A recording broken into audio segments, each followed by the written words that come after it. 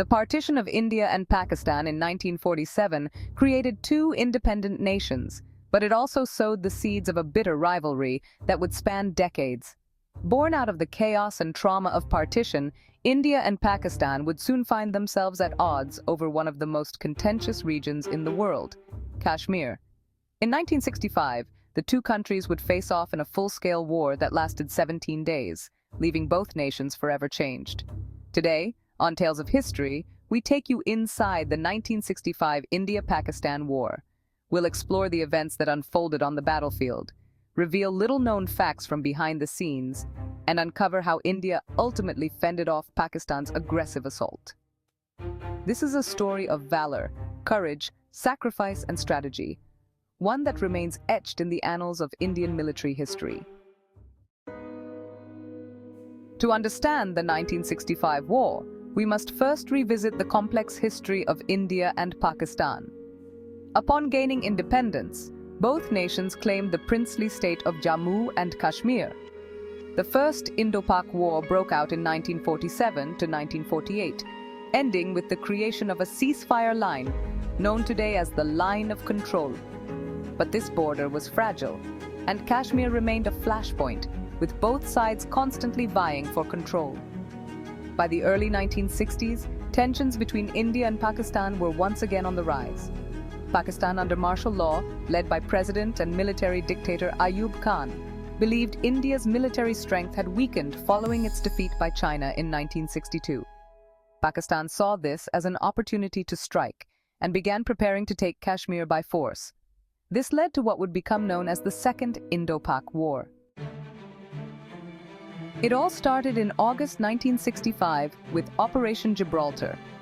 Pakistani forces disguised as local Kashmiri insurgents infiltrated Indian territory, hoping to incite rebellion among the Kashmiri population. Their objective was simple: to force India's hand and take Kashmir. But the Indian army quickly discovered the infiltration, and what Pakistan hoped would be a covert operation soon escalated into open conflict. By early September, full-scale war had erupted.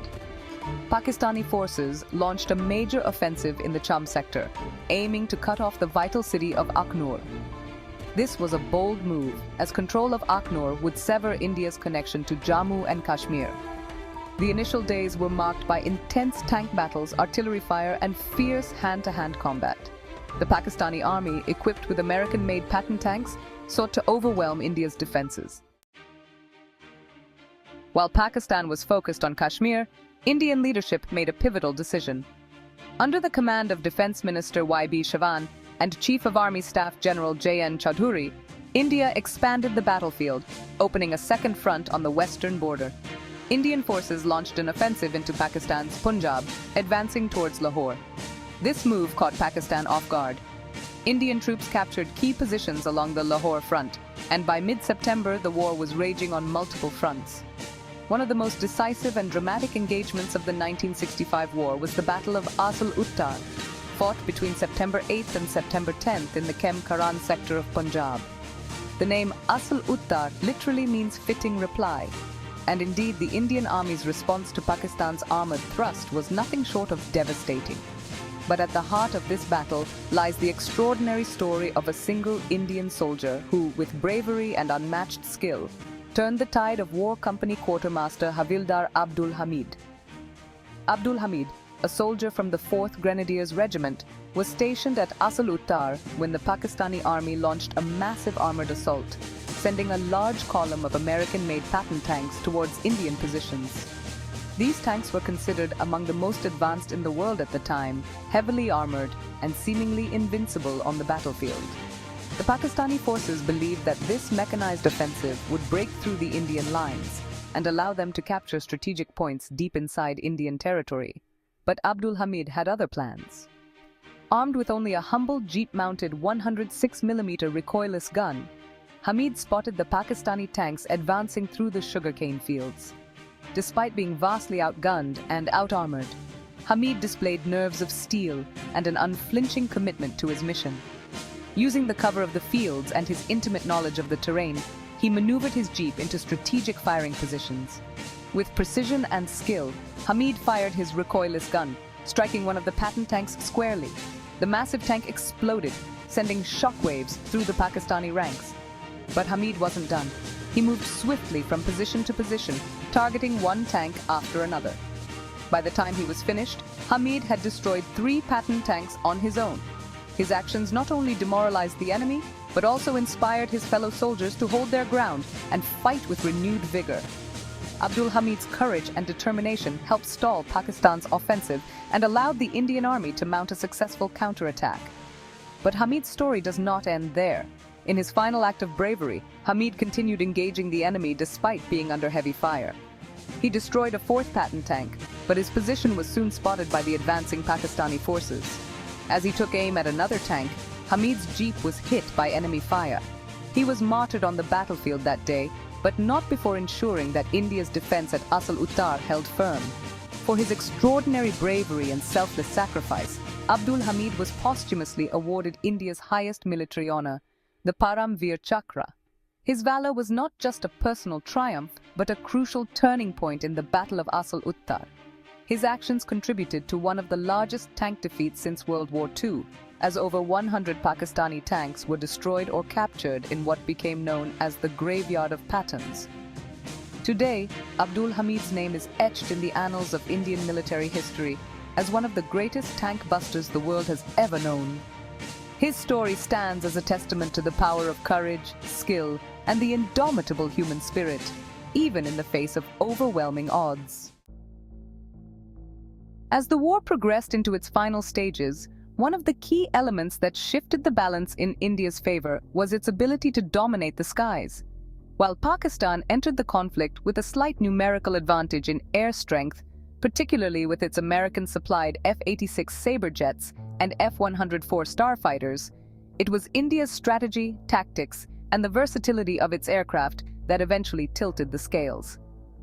At the heart of India's air superiority was the Hawker Hunter, a British-made aircraft that proved to be the backbone of the Indian Air Force. The Hunters, equipped with powerful cannons and capable of ground attack as well as air-to-air combat, performed exceptionally well. The Indian Air Force also deployed the nimble Foland Gnat, a smaller fighter jet that earned the nickname Sabre Slayer for its ability to take down Pakistan's larger and more advanced Sabres. The Gnat's speed and agility allowed it to outmaneuver the heavier Pakistani jets, catching them off guard. One of the most iconic moments of the air war occurred when Squadron Leader Trevor Keeler of the Indian Air Force shot down a Pakistani Sabre jet, marking the beginning of a series of victories in the air for India. The Gnats continued to frustrate Pakistan's pilots, and by the end of the conflict, they had shot down several Sabres, challenging the myth of the invincibility of Pakistan's American-made aircraft. India's air superiority was not limited to dogfights alone.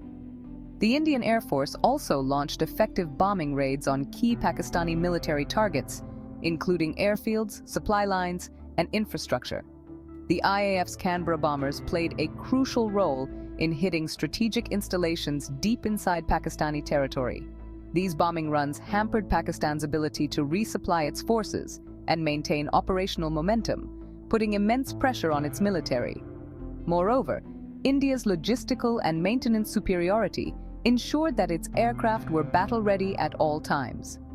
Indian airfields and repair units worked tirelessly to keep their fleet operational, ensuring that damaged planes were quickly returned to combat.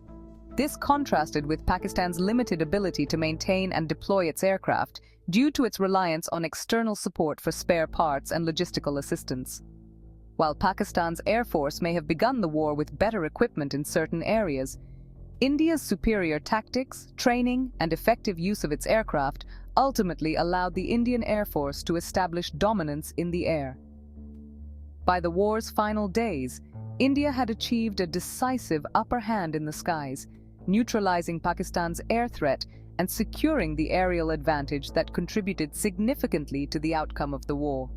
By September 22nd, after 17 days of brutal fighting, the United Nations intervened, calling for a ceasefire. Neither side emerged as the clear victor, and the status quo in Kashmir remained largely unchanged.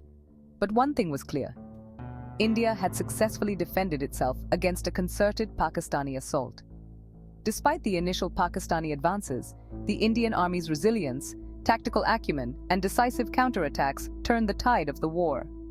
India not only managed to protect its territory, but also demonstrated its ability to wage war on multiple fronts. The 1965 war taught India and Pakistan many valuable lessons. For Pakistan, it exposed the limitations of conventional warfare and the dangers of underestimating India's military capabilities. The bold strategy of Operation Gibraltar failed because it over-relied on an uprising in Kashmir that never materialized. Moreover, the destruction of Pakistan's prized Patton tanks at the Battle of Asal Uttar shattered the myth of its military's invincibility. For India, the war was a turning point in military history. The nation realized the importance of modernizing its armed forces and maintaining readiness for conflict across multiple theaters. The war also showcased the growing importance of air power and the need for strong leadership. Prime Minister Lal Bahadur Shastri's decision to take the fight to Pakistan, rather than remain on the defensive, proved to be a critical factor in India's success. Above all, the 1965 war highlighted the indomitable spirit of the Indian armed forces. The bravery, courage, and sacrifice of the soldiers on the front lines ensured that India stood strong in the face of adversity. From the fierce tank battles in Punjab to the defense of Jammu and Kashmir, these men fought not just for territory, but for the honor of their country. Many laid down their lives in service to the nation, and their sacrifice will never be forgotten. Even today, the legacy of the 1965 war serves as a reminder of the valor and resilience that defined the Indian Army. Their courage ensured that India remained united and unbowed. Here at Tales of History, our aim is to bring you stories from the past that increase your knowledge and provide valuable insights into the events that shaped our world. If you found this video informative, please like, comment, and subscribe to our channel. Don't forget to share the video with your friends and family. We believe history is not just about the past. It's about learning lessons that can guide our future. Thank you for watching, and join us again as we continue our journey through history's most fascinating and untold stories.